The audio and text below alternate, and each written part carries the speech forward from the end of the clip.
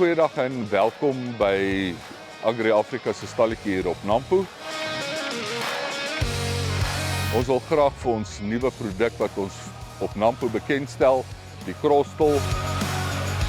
Eerstens is die Krostel ontwikkel deur ons.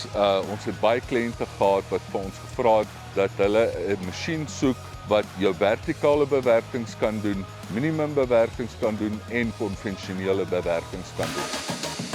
So ons het toe die masjien ontwikkel wat ons noem die Legend Krostel, dis waar die naam vandaan kom.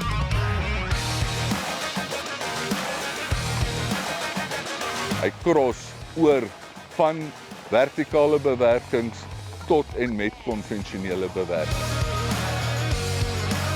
Waaroor die level indicator gaan is om jou masjien so parallel moontlik te maak, so die masjien kan hidrolies uit die kajuit uit vorentoe en agtertoe dan verstel.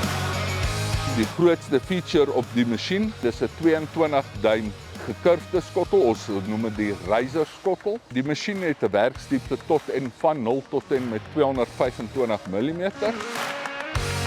Die grade van die masjien kan verstel en dit is hoe ons cross tussen konvensionele bewerkings na minimum tilbewerkings en nou tilbewerkings. So wanneer mens die skottelhoek teen 'n 0 grade het, sal mens jou reste sny en meeste van dit bo op die grond los. En dan ons kilowatt vereiste op die masjien afhangende van grondomstandighede so tussen 10 en 12 kilowatt per voet.